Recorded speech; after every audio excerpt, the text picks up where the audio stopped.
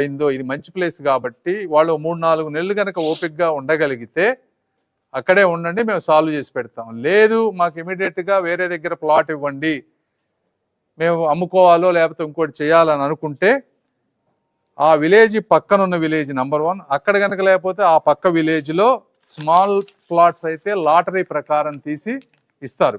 ఇది ఎక్కడా కూడా డిస్క్రిషనరీగా చేయడానికి వీల్లేదు. వేరే విలేజ్లో అయినా లాటరీ ప్రకారం మాత్రమే ఇవ్వాలి. ఇక్కడ ఒక్కొక్కసారి ఏంటంటే కొంతమంది పెద్ద రైతులు ఉన్నారు, వాళ్ళకి 10,000 15,000 గజాలు కావాలన్నప్పుడు లాటరీలో వేరే దగ్గర తీయాలంటే అక్కడ ఎక్స్టెంట్ లేదు. వాళ్ళని ఏ విధంగా చేయాలనేది ఇంపార్టెంట్. ఆ పెద్ద రైతులు ఎవరైతే ఉన్నారో వాళ్ళని దయచేసి ఈ ప్రాంతం ఇది కేసులు పరిష్కారం అయ్యే వరకు వెయిట్ చేయమంటున్నాం. వెయిట్ చేస్తే వాళ్ళకి అక్కడే ఈజీగా వస్తుంది. లేదు వాళ్ళకు కూడా మాకు అర్జెంటుగా వేరే దగ్గర కావాలి అంటే దాన్ని కూడా ముక్కలు చేసి లాటరీ చేయటం తప్పించి వేరే మార్గం లేదు. కాబట్టి ఇది జరగబోయేది ల్యాండ్ పూలింగ్, ల్యాండ్ ఎక్విజిషన్ మిగిలిన ప్రాంతంలో. ఏదైనా కానీ సాధ్యమంత తొందరగా ల్యాండ్ ఎక్విజిషన్ చేస్తాం. తర్వాత మూడో ఇష్యూ, చాలా మందికి హెల్త్ కార్డ్స్, పెన్షన్స్ కొన్ని ఇష్యూస్ ఉన్నాయి. 38,000 మందికి ఆల్రెడీ ఇంతకుముందు హెల్త్ కార్డ్స్ ఇచ్చున్నారు. అందులో 10,000 మంది ఆల్రెడీ బెనిఫిట్స్ తీసుకొని ఉన్నారు.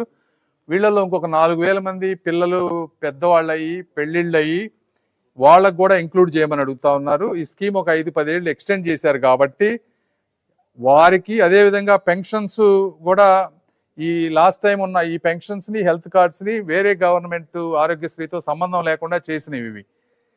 కాకపోతే లాస్ట్ గవర్నమెంట్ వచ్చినప్పుడు వీటన్నిటిని కలిపేయటం వల్ల ఇవన్నీ మళ్ళీ ఇబ్బంది అయినాయి. ఈ రెండింటిని పెన్షన్స్, హెల్త్ కార్డ్స్ రెండు సిఆర్డిఏకి సపరేట్ చేసి నీడ్స్ అసెస్మెంట్ చేసి గ్రామానికి వెళ్ళి 1 monthలో ఈ రెండు సాల్వ్ చేస్తారు. ఎవరైతే డిజేబుల్డ్ పెన్షన్స్ ఉన్నాయి వాళ్ళకి రీఇనిషియేట్ చేయటం, కొత్త వాళ్ళకి యాడ్ చేయటం, అదేవిధంగా పేరెంట్స్ చనిపోతే ఆ బెనిఫిట్స్ పిల్లలకి ట్రాన్స్ఫర్ ఆఫ్ పెన్షన్, ఈ 3 ఐటమ్స్ ప్లస్ హెల్త్ కార్డ్స్, ఇవన్నీ కూడా ఒకటి 400 kV లైన్స్, ఒకటి ఇంకోటి చిన్నది 200 kV లైన్స్. ఇవి రెండిటికి కూడా టెండర్లు పెరగడం జరిగింది. 400 kV లైన్స్ వచ్చేటప్పటికి 8-10-2026కి అది కంప్లీట్ అవుతుంది. 220 అది గ్రౌండ్ మీద వస్తుంది.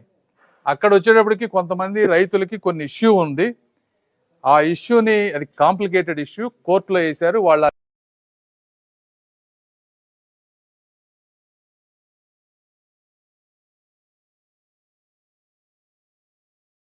ల్యాండ్ సిఆర్డీకి ఇవ్వలేదు. సిఆర్డీ ఇది ఈ పూలింగ్ లోకి రాకముందు వాళ్ళు ఏంటంటే